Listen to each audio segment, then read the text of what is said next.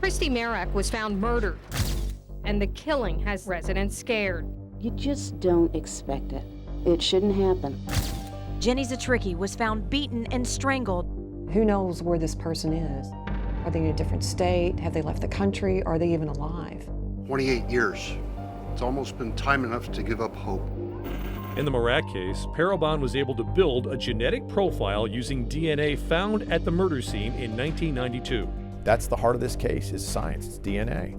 In this episode of Hometown Tragedy Crime Briefs, we'll be revisiting two cold cases that were finally solved using advancements in DNA technology.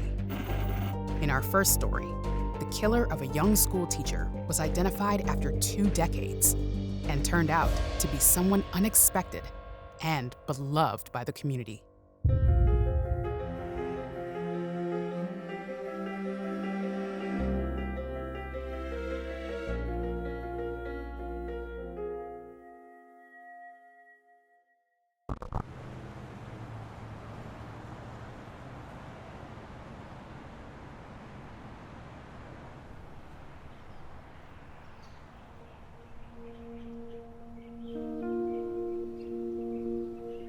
One December morning in Lancaster County, Pennsylvania, in 1992. Christy Mirack didn't show up to teach her 6th grade class. The school principal found her later that day, beaten and strangled in her own home. And all he kept saying was, "I know she's dead, I know she's dead." And that was it. And then he went outside with them till the cops came. Did he describe what it looked like in there? He said it was horrible. He said it was horrible. Her face was all full of blood and bruised, banged up and whatnot. The place was a mess. Officers canvassed the area, looking for anyone who may have seen or heard anything unusual in the morning. This is a quiet neighborhood, and the killing has some residents scared. You just don't expect it. It's scary. It shouldn't happen. Philip Dietz says he often saw the school teacher here at the mailboxes. He hopes the case is solved quickly. This is not a neighborhood or a community of random violence, so I imagine they'll solve it fairly quickly. Unfortunately, that was not the case. The pain was obvious. The Mirack family drove here to meet with police, offer a reward, and for the first time to make a public appeal for help. And all she ever wanted to do was be a school teacher. And when she finally was a school teacher, someone took it away from her. Police say this investigation is like a puzzle. The more pieces they can collect, or the more information they can gather about Miss Mirack, her friends and acquaintances, the faster this case can be solved and the killer brought to justice. Although there were many suspects, no arrests were made. It was very frustrating, and the longer it went, the more frustrating that it got. We were doing a good job of eliminating suspects, but we weren't doing a good job of actually arresting someone.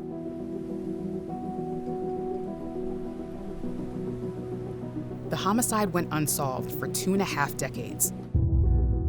Until June 2018, when investigators announced the arrest of Raymond Rowe, a popular DJ in the community. So how did they make the connection? It started when investigators gave DNA from the crime scene to a company called Parabon Nanolabs.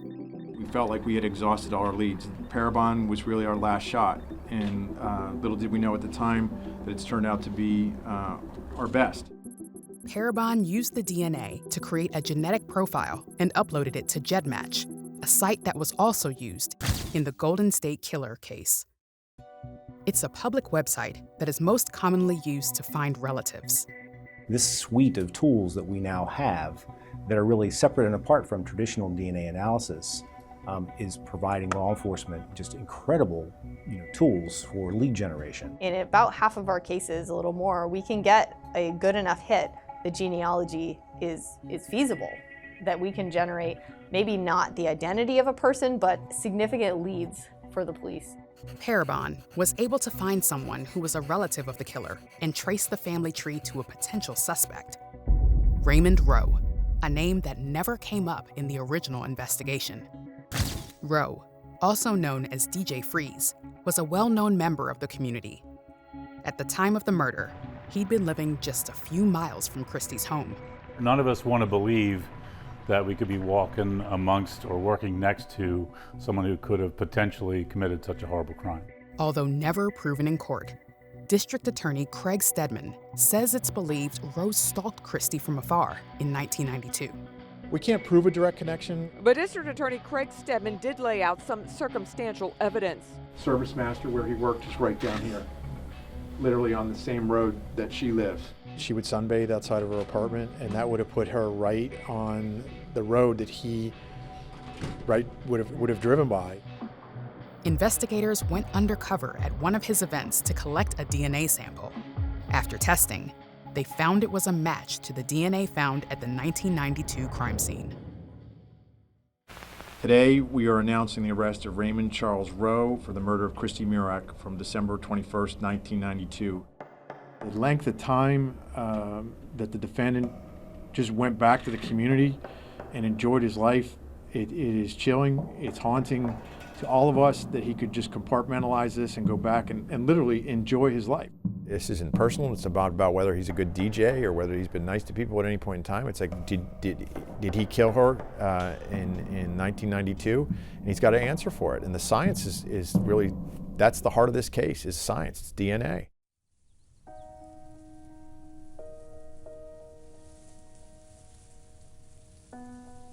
When the arrest was announced, it came as a shock and a relief to Vince Mirack, Christy's brother, and one of her only surviving relatives. My heart felt like it stopped. I mean, it was like a ton of bricks fell off my shoulders. I vowed I would never let go of this case until we got to this point. We've never got to see her. No, the priest at our church told us it's probably best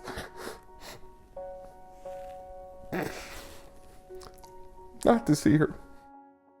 In 2019, Rowe pleaded guilty on multiple felonies, including first-degree murder, rape, and burglary.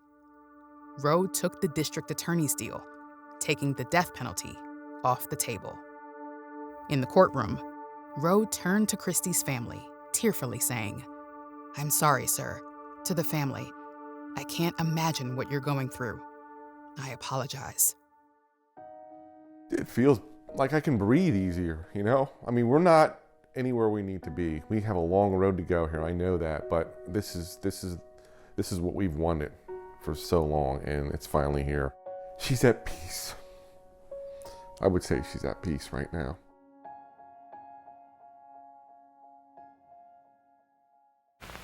Columbia's mayor estimates that Meredith Jorgensen is a reporter with local news station WGAL. She followed the case closely and interviewed Christy's brother. Our correspondent Alexandra Stone spoke with her for a local perspective on the case.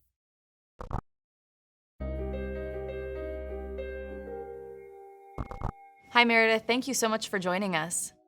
I'm so happy to be here. Thanks for having me. So we want to jump right into these questions. Talk first. I mean, what impact did this revelation have on the community, considering that Raymond Rowe was such a visible personality? I can't overstate for you how jarring this was. In Lancaster County, we have never had an arrest this significant after this much time. This man, Ray Rowe, was a member of our community.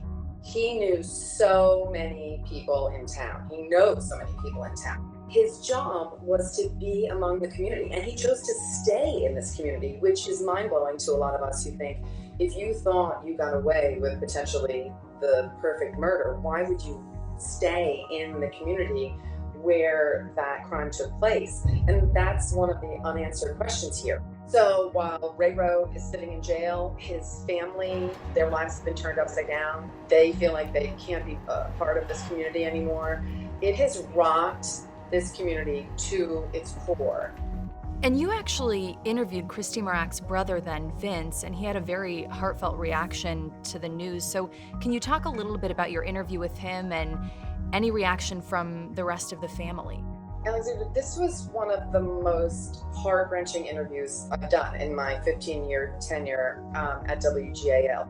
Vince describes his sister as young, fun-loving. She was 25 years old. She loved teaching. It was her passion. And to have that life ended in the seriously violent way it was, and then with no resolution, is was so heartbreaking. And the district attorney made a point that really stuck with Vince and with me, which was this man, Rowe, was free longer than Christy Mirack was alive. And that really hurts Vince Mirack's heart. I mean, it's just been a roller coaster of emotion for more than 2 decades. Well, Meredith, thank you so much for talking with us about this case. Thanks for your interest in it. Thank you. Bye.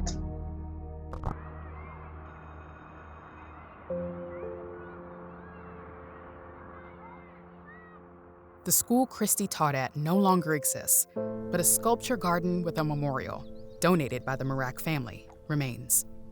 It's surrounded by bricks, some etched with the names of former students. In the years following Christy's murder, former student Sarah Goldstein and her mother, Dawn, would secretly decorate the town with yellow ribbons on the anniversary of Christy's death. Got it. We tied them to the 4 trees that the family provided as a memorial to Christy. Kids would say, oh, those are ribbons. Who put the ribbons up? And no one knew. A small reminder of the teacher so beloved by students and parents alike. She was just a natural with the kids. The kids loved her. She was so energetic. If you were to draw up the perfect young teacher, it would be Christy Mirack. And I choose not to think of the ending.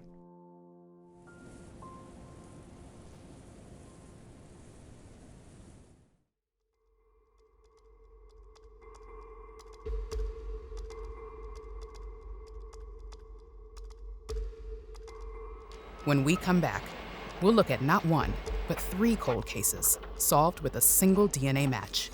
Stay tuned.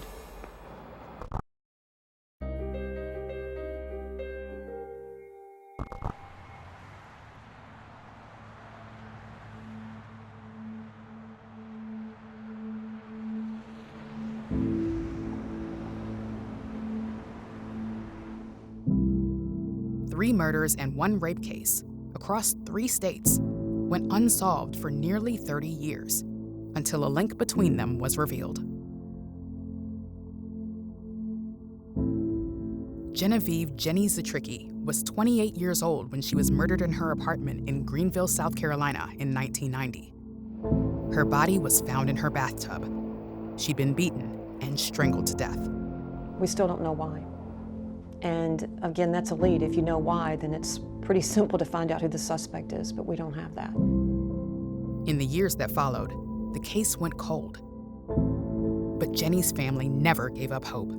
28 years. 28 years. It's been a long time. It's been time enough for trails to go cold, for memories to fade, and for connections to fray and sever.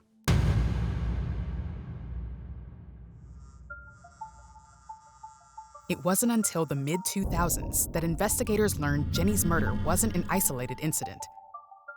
DNA evidence from Jenny's case matched DNA found at the scene of a double homicide in Missouri. The victims were Sherri Scherer and her 12-year-old daughter, Megan. They had been shot to death in their home 8 years after Jenny's murder. The biggest break for police came more than 10 years after the crime, when science linked DNA evidence to a double homicide in Missouri. Investigators know they have a serial killer on the loose, but the only glimpse of a suspect is this. Just hours after Sherri and Megan were killed, a woman in Tennessee was shot by a man trying to break into her home. She fought him off and survived. The bullet she'd been shot with matched the bullets found at Sherri and Megan's murder scene. The woman was able to describe her attacker to investigators. It was the strongest lead in both unsolved cases, but unfortunately, it didn't get them far.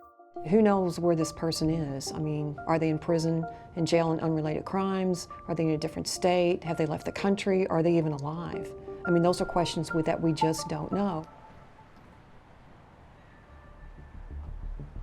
Then, in 2017, South Carolina authorities were again notified of another hit from the DNA evidence in Jenny's case.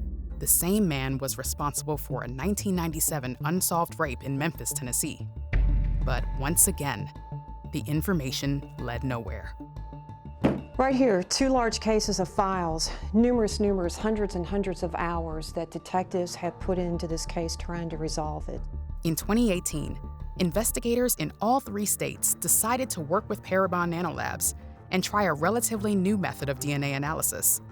Parabon would take the crime scene DNA and compare it to genetic information in publicly available databases, looking for potential relatives and familial links to the killer. It's not cheap, but you know, really, do you cast a few $1,000s against closure for a family who wants to know what happened to their family member 28 years ago? That's a lifetime for Jenny. She was 28 when she was killed. And so, really, what is that cost? I don't, you know, if it's a few $1,000s, if it's $10,000, it brings closure to a pretty vicious, heinous crime, closure for a family. Closure for our detectives who pour their heart and soul into these cases, and closure to our community. Parabon managed to narrow it down to a single man, Robert Brashers. As it turns out, he was dead. He'd committed suicide in 1999. Investigators exhumed his body and took a DNA sample for testing. Finally, it was confirmed. Brashers was a match to the DNA in all 3 unsolved cases. We now know that Robert Brashers was a violent serial rapist and murderer.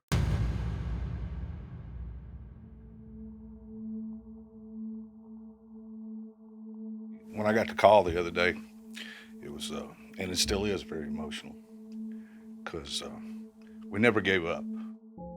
It's one of those cases that you never let go. You think about things even when you're retired.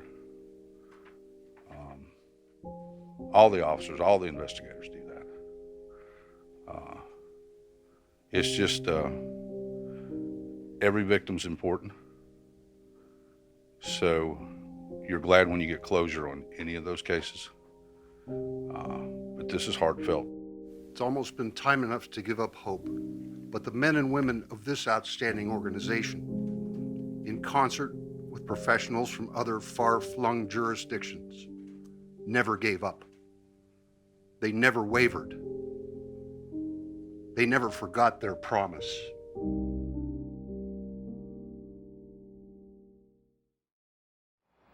South Carolina reporter Madeline Hackett covered the break in the case of Jenny Zatricky. She gave our correspondent Alexandra Stone some more insight into the case's resolution.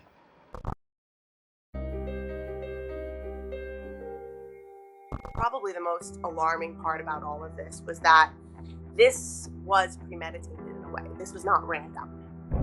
You know, and the detectives mentioned Jenny having pool parties, going in and out of her apartment complex, and how Brashers some way, somehow canvassed the area and knew her, knew what she was doing, and planned this attack.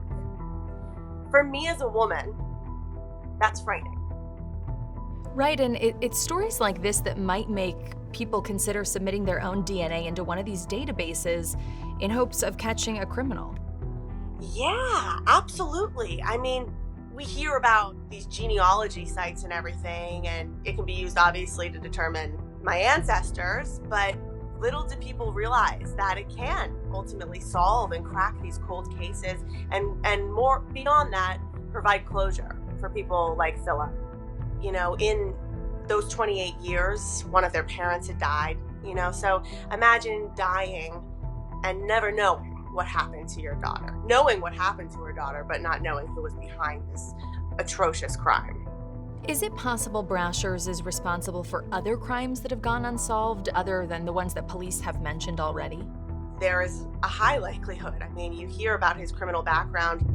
He was in and out of prison, which is also hard to wrap your mind around. The number of times he was arrested and how he was able to continuously get out of the prison system and evade law enforcement. Because again, this guy was on no one's radar. No one's radar. And hearing the detective talk about, you know, getting that call after 28 years of not knowing was pretty powerful. It's one of those cases, I recall him saying, it's one of those cases that you never let go of. know, and here he is finally having, as the detective, some closure in this awful crime. A really terrible case, but I'm so glad there's closure for the many people involved. Thank you for talking with us, Madeline, for sharing your reporting on this.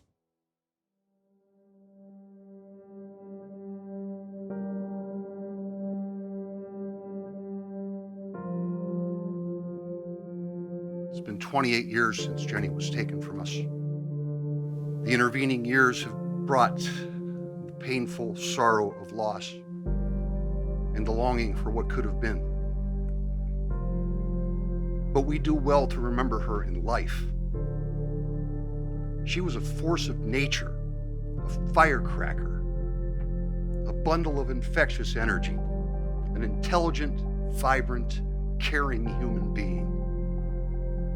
All whose lives she touched, near and far, then and now, should keep her in their hearts, not as she left, but as she lived.